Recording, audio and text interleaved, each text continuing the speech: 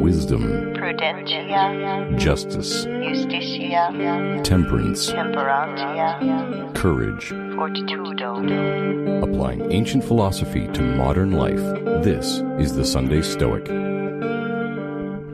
Welcome back to the Sunday Stoic podcast. This is Steve. We're rejoined this week by Mary Miller. Mary is going to talk more about her father and his Stoic approach to life, as well as ways that it influenced her, especially in her naval career. Make sure to check out part 1 of Mary's interview, because many of the themes referenced in this episode are introduced there. Are you familiar with James Stockdale's Oh writings? my gosh, yes. The Stockdale Paradox and his address to the Naval Academy. Absolutely. Oh, yes. And he was a big fan of Stoicism. Like what did he say when he was shot down? He said, "I'm leaving the land of technology and entering the land of Epictetus." Yes, that's I right. believe, and so you don't have to be in that situation to face brainwashing. It's just turn on the television, right? Oh my gosh, yeah. You want this product. You need this product. This will make you happy. And I think Stoicism gives us a way to put a barrier up between us and that noise. Right. And to be find our internal compass and to figure out what makes us us and what do we need to do to remain ourselves in this crazy world we live in. Right. That's the difference between what do you do for a living, what is your craft, and who are you? In other words, what kind of person? And you've got to constantly be choosing what kind of person you are. What you do determines your day-to-day actions, determines what kind of person you are in many, many ways. And people tend to look at their own intentions, but they look at others' actions. And when somebody comes back and says, "What about your actions? Do your actions add up to what kind of person you say you are?" People look at their intentions and they explain what they do with their intentions, but they look at other people and all they see is what the other person does. And so they judge people by what they do. And at some level, if you're going to be responsible for yourself, you have to judge yourself by what you do, not just your intentions. You have to look at what you do. And apparently this is like basic Stoicism, but Dad taught that to me from when we're sitting in the old Chevrolet station wagon, and I'm in the passenger seat. I got my seatbelt on.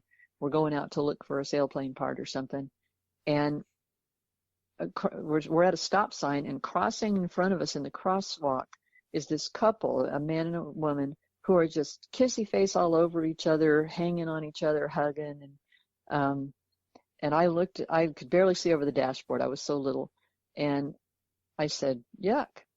I mean, there weren't car seats back then, right? I was belted in. Right. So, but Dad would always belt me in, right? Always seatbelt. Well, so I could barely that's see. Safer than what some of us had, just riding in the back window or something. Oh, there's that. Yeah, oh, man. Oh, geez.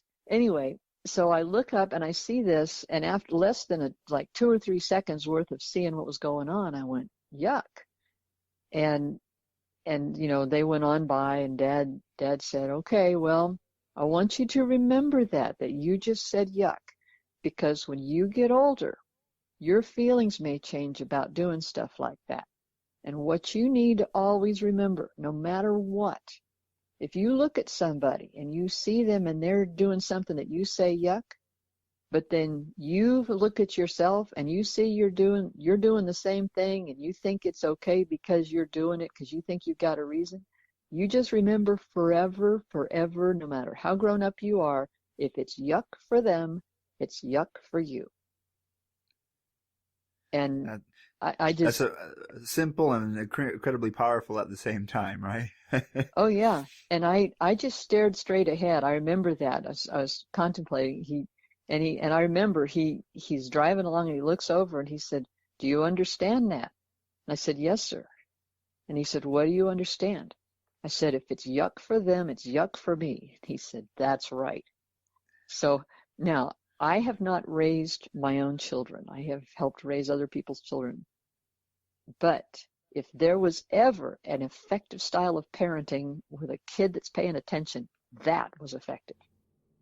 The thing is, I didn't learn Stoicism as a discipline.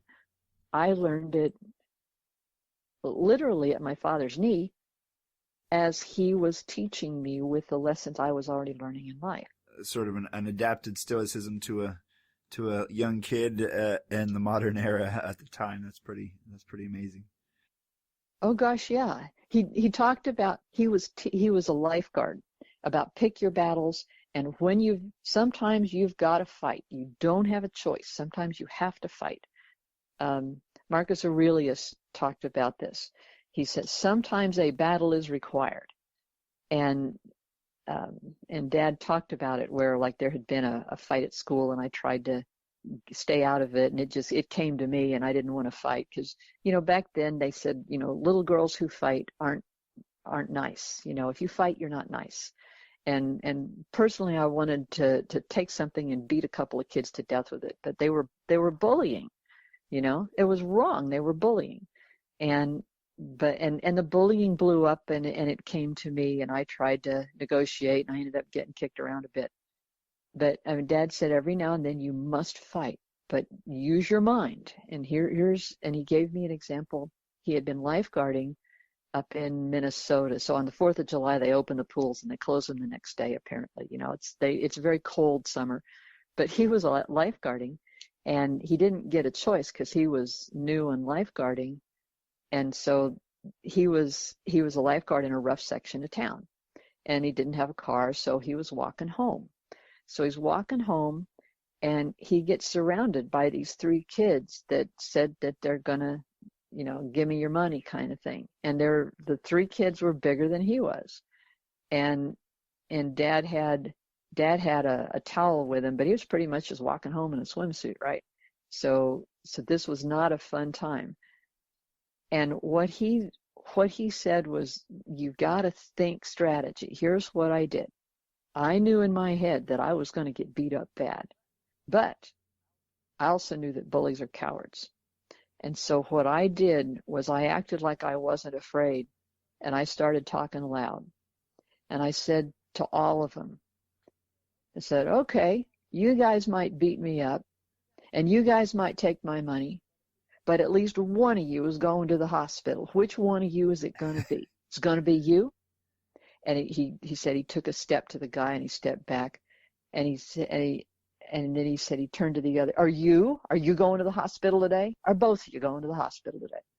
And he got loud and kept turning around to the different guys that were bothering him until adults came over and stopped it or something. But he said he may have gone to the hospital, but he was willing to do that so long as he let them know that he was going to hand them whatever he could in the way of pain for them threatening them, and he might buy enough time to attract a crowd. Right. Because in general, crowds are good people, in Sure. general. And so that has done me so incredibly well because, for example, part of my time in the Navy, I was working in dry docks. There were no women officers in dry docks. There were men officers in dry docks. And I was getting sent to overhauls that were very badly behind schedule, places where, and in a management sense, I would say they were throwing me in as a sacrifice because if it failed, they'd just, write my fitness report, she's inadequate, and no important person would get hurt by that bad overhaul. But if I managed to salvage it, it'd be a win. All the admirals would be happy, and they'd high five, and then I'd be sent off to somewhere else. So the stuff that happened in dry docks, by the time a overhaul is 6 months behind, especially like a nuclear submarine, you added up to roughly $1 million a day in a dry dock. And at a 18-month overhaul, that's umpty $1 million, and you divide it out, it's about $1 million a day. And when it's 6 months overdue, you say it's celebrating its second birthday, then you've got a very badly hemorrhaging money overhaul. It's behind schedule. They can't find a critical path. All the good people who want a career are gone. They've evaporated, right? And so you're left with people who are either true believers or they're so bad at what they do that they can't find any other job, or they're basically criminals. And, it's a mix of sailors and civilians and contractors. And then I get thrown in. And there were times when we'd be in a meeting and they'd start yelling at me. And I realized that at that point, they had just introduced me as if I was center stage. And my visibility, everybody was just kind of gasping like, oh my gosh, what's that girl going to do? And they were all guys, right? They had never seen how a woman, because I had authority, but only if they would acknowledge it, right? I mean, just because you're wearing it on your collar doesn't mean you've earned it. And so how I dealt with confrontations, by the time I got to the dry docks, I had so many different confrontations that it was pretty much like I was on stage and it was my turn and I was going to run this. And that audience was going to be doing what I needed them to do because I would deal with the confrontation in any number of ways. So, I mean, it was especially if you have 15 or more people watching you having just been attacked and you're a minority, if you get your skill set down, my God, you own that crowd. So they'll follow you then, right? Well, yeah, but only if you've earned it. Because nobody likes a bully, but if you attack back, nobody likes an attacking person that has authority on their collar. Because you're in the Navy, you wear your rank on your collar. So it's a balancing act here. You bet it is. But the thing is, there's no doubt you have all the visibility and you own the stage when somebody's been dumb enough to attack you. So, and I learned that from Dad. So you didn't just get wisdom. It was, in the Stoic sense, very practical wisdom. Tactical. Oh my gosh, tactical. Tactical and practical. You bet. Yeah. And the strategy and the tactics of a Stoic. I had not realized how cleanly this stuff lines up with Stoicism.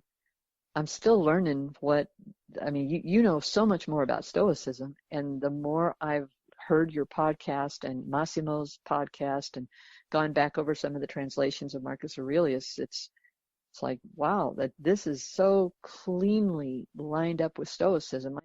Dad said that it means a way of living, but most people think that it's an insult that says you have no feelings. And they still think that today. Right. And I've been accused of not having any feelings. And the fact is, I have feelings. I just choose to not let them get in the way of whatever we're trying to do here. And usually when people accuse you of not having feelings, they're hiding the fact that they have failed to do what they need to do, and they want to try and drag you down. And you have to address it on both levels. Yes, I have feelings, but how much you're entitled to see them will only matter if you will get off of your duff and get the work done that you need to get done and be accountable. And if you can't do that, whether or not I have feelings is not relevant. You don't belong on this team if you can't carry your weight. It's obvious that your dad's advice helped to make you become the person you are today, and the Stoicism and other advice he gave you made you very resilient, and you had an excellent career, it sounds like. I was in the nuclear Navy, and I ended up working also in the Nuclear Regulatory Commission. I worked with the Department of Energy facilities. And when it came to nuclear safety, with me, there's no negotiation. We deal first on point with nuclear safety, then we talk about anything else. And when I saw something that wasn't quite right, it would upset a lot of people. And sometimes it's because I didn't understand it fully, and I may have retracted, but usually it was because I did understand it and I wasn't going to stand by and watch this go on without throwing a flag at it. And what I ended up figuring out was I really didn't care if they fired me, and because I can go find another job. It's okay. I'm an engineer. But what I figured was in the Navy, I never cut my hair from 1974 until September 11th, because I figured every 2 weeks they were going to throw me out. Why should I cut my hair if I was going to go be a civilian And, I wanted long hair. So every morning I braided my hair, put it, in a bun or in a clip, and went into work in uniform.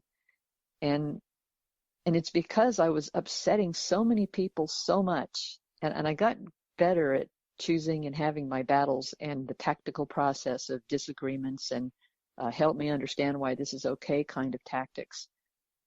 But literally, I expected to be thrown out of the Navy every 2 weeks. And I put up with braiding my hair.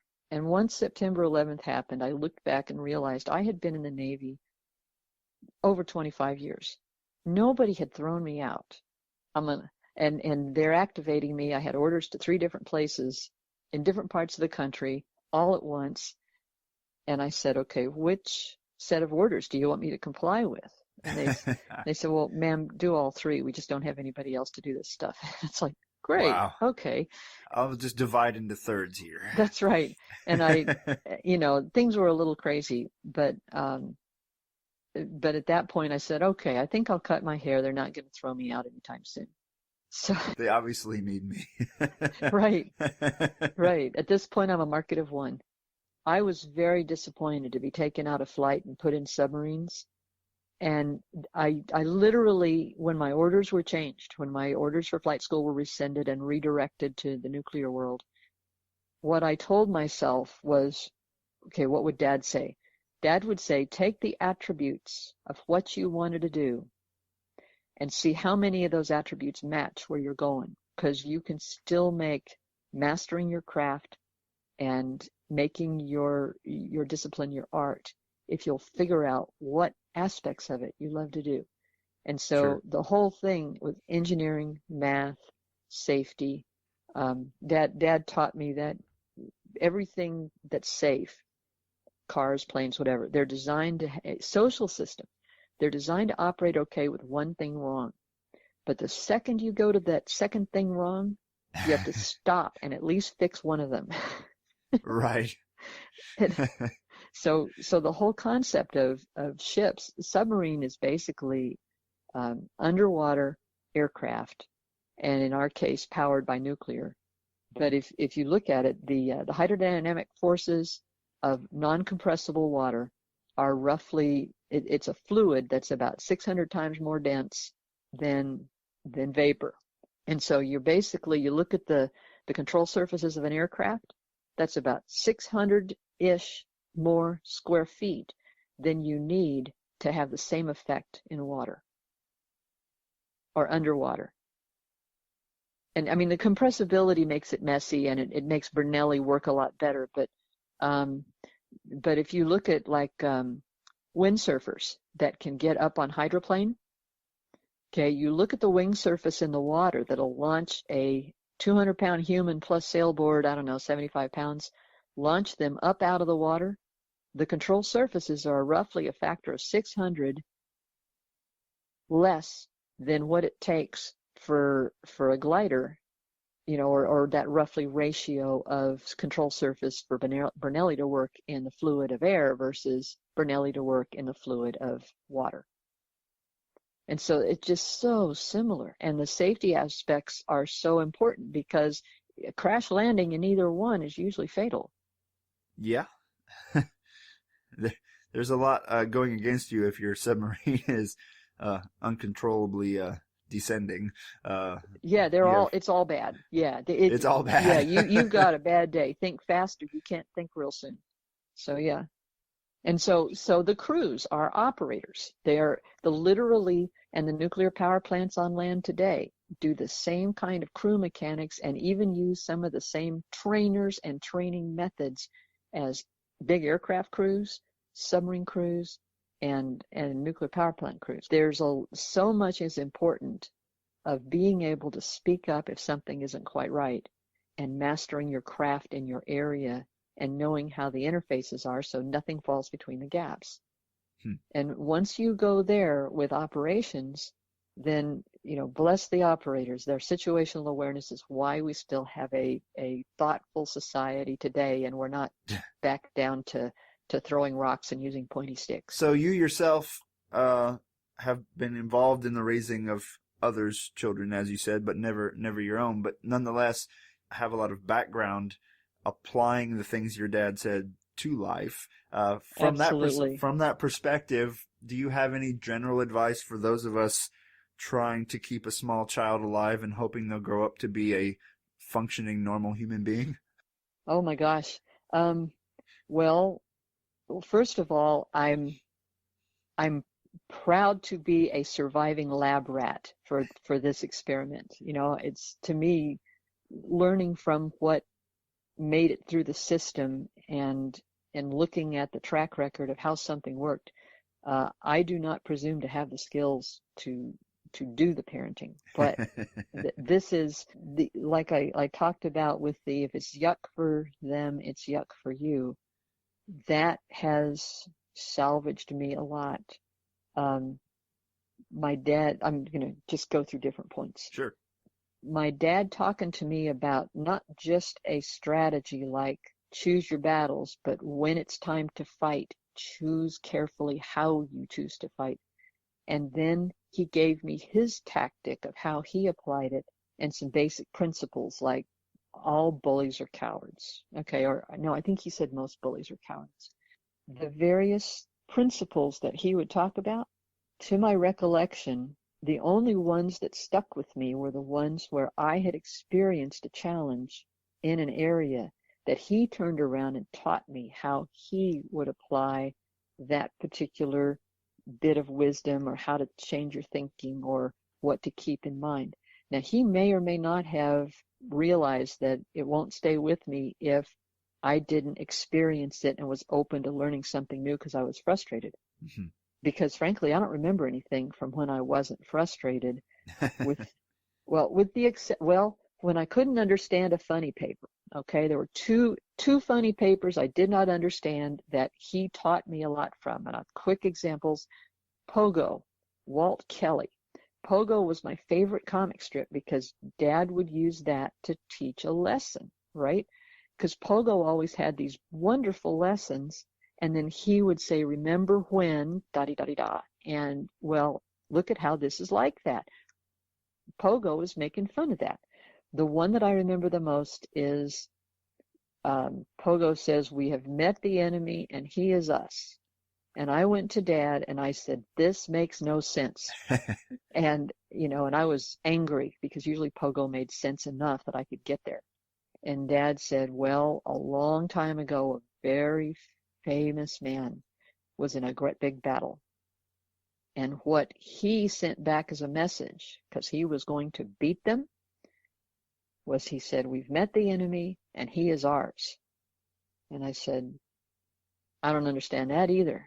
Why would he say he's ours? He said, that's an old expression to say, we've beaten them already. We may not have even started the fight, but we've already beaten them. And I said, okay. And then I'm looking at the comic and I say, well, then why would he say he is us? And I remember this because he took a deep breath and he sat back in his chair and he says, because Mary, sometimes we're our own worst enemy. And I said, oh. And I thought about that for a week trying to understand it. What does and this so mean? Yeah. I never did understand it. I just memorized it and I understood it in college. Oh my gosh, talk about arrested development. It comes up again. Yes, but my frustration let me learn enough to memorize it. And that was one of the things I repeated at night because he said, you'll understand it one day. It's like the Stoic maxims they encourage you to memorize, right? Like you can remember these little pithy sayings so that way when a situation arises, if you've rehearsed them and memorized them, you may not have to plan out how you're going to react. You can remember that bit of wisdom from the past and utilize it immediately. So, oh, that is so true. Yeah. Yeah. And he also said, if you let someone own your mind, they will. And they will never be responsible for what you do. Only you will be held responsible for what you do. But if you let them own your mind, they will. And that's very Epictetus there. I know I just read something recently where he says, you would be upset if someone move their property line over onto your property line, or they take your house, but you let them take your mind or occupy your mind, and you never give it a second thought. Right. And that right. happens a lot. Yep. And he also said something that I didn't get it till college on this one. He said, God gave you a fine mind. That means you can use it. And he would emphasize, use it. So when I was confused, finally in college, I understood whenever I'm confused, it's because I'm not using my mind. Sometimes confusion is that first step that lets you know, I need to work on this. I need to think about this. Right. He said, you may never understand the saying, know thyself, but he said the people that get into the most trouble, all the engineers that get into the most trouble are the ones who think they already know it. And I just read something from Epictetus on that as well. So you can't learn something if you think you already know it. That's got to be okay. So I'm positive that Dad was well versed in Stoic, but he never imposed it on me as like a religion. Right, like this is the way to be. It's just general advice on living that happened to have stemmed from that Stoic river, if you will. What the other comic that was confusing to me until Dad explained it was Brenda Starr. Because Brenda Starr was always done up in beautiful color, and I would read it and I would say, why does it matter that there's a black orchid? Why does it matter that she's so upset that she doesn't know where whoever is? I mean, if she doesn't know where whoever is, isn't he over 18? And Dad said, well, some of these comic strips are about drama. And I said, okay, what is drama? And he said, well, that's when people worry about each other instead of what they're doing. And I said, oh. And so I went like every third comic, the ones that weren't interesting to me. I said, is this drama? He said, yes. Is this drama? Yes. Is this drama? Yes. Is this drama? Yes. Is Brenda Starr drama? Yes. And so all of a sudden I understood that's drama and it's not interesting. and he said, well, some people think it's really interesting, and that's all they do. Yeah, it's true. And so those were the two funny papers, the comics, the Sunday comics were in color. Those were the two funny paper lessons that I got that I think were straight from Stoicism. That's awesome. Yep. And as far as religion goes, Dad wouldn't go to church with us. And Mom was all about, we have to all get dressed up and go to church. I don't care if you don't understand it, we're going to church. Sure. And so I said, Dad, how come you don't go to church? So I was afraid he was going to go to hell. Mm-hmm. And so I remember this. We were walking along the sidewalk, and there was a really tall hedge. And then it opened up, and there was a picket fence that was like a tall fence, like a 4-foot fence or something. I could lean against it, but he was taller than the fence. He was 6 feet. And so he stopped, and he stopped. He leaned back against the fence, and so did I. And he looked up at the sky, and he looked all around, and he said, Mary, God is so much bigger and smarter and wiser and more powerful than any of us poor, stupid humans can figure out. And most of that stuff that goes on in religion isn't about how big, how powerful, and how incredible everything in the universe is. Most of it's about a bunch of smart guys that figured out how to keep people together, surviving, healthy, and not going to war with each other. And that's what most of it's about. Now, more people have died because of religion saying that it's okay to kill the other guy. That doesn't mean that every now and then you shouldn't kill the other guy. It depends on what the other guy is doing, not on what the other guy thinks God is. And the only dumb thing we can do is pretend that we know enough about God to say something about who God is. God knows that we're just poor, stupid humans. We got to quit worrying about deciding who God is. God already knows who God is. We need to know who we are. That's deep and powerful, and kind of the Stoic view of God and the universe, kind of a deistic view as well, in a way, that God does Oh, God does his yeah, thing, or yeah, her thing, or their thing, or whatever you want to call God. But yeah, yep. And I get home and mom's all into the trappings of religion. And at that point, I started paying attention that school wasn't just the only place people were trying to brainwash me. I was getting brainwashing in religion. And so I started reading the Bible. Oh, and this was terrible because by then Dad had been tossed out of the house and I'd read the Bible many times and I knew it, right? sure. And so I went to Catholic school, and one day the teacher got up to teach religion class and she said something and I just started laughing. And she said, "Why are you laughing?" I said, "Because Jesus wasn't that stupid." So I had to sit in the hall for a while. But, again, and I told myself, well, pick that battle wrong, you know. Right.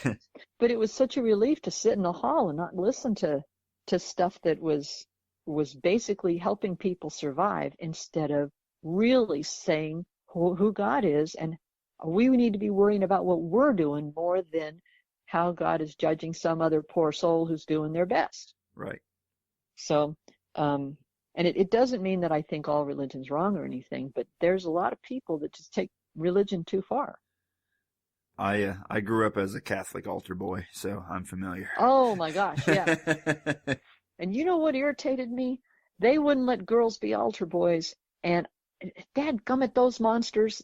Most of the guys in my class were little monsters, and many of them grew up to be decent men, but at At that that age, age, yeah. oh my gosh, and at the point where I was towing the line on responsible behavior, I thought, Jesus isn't this stupid. This is the church. Well, they do now, Mary. So, Yeah, except Nebraska. Did except you know? really in Nebraska they don't.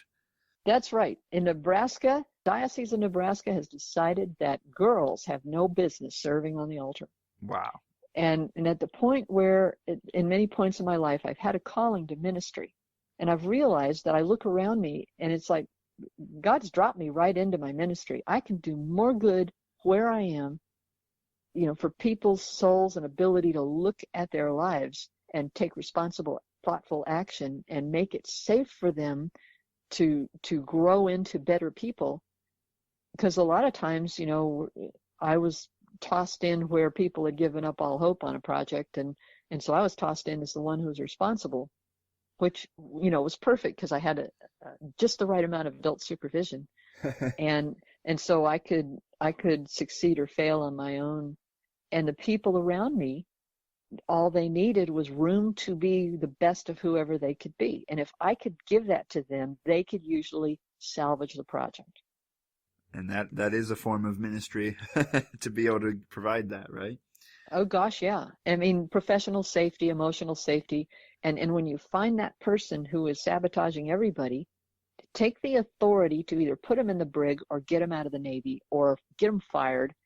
And most people will not make a decision to remove a person from a group when they're toxic. Yeah. And it's like, if I spend all my time getting rid of that toxic person, that means the rest of my team can make progress. So, I mean, a lot of times they can do it themselves. If I can just corner this toxic person and get them to either clean it up or get out.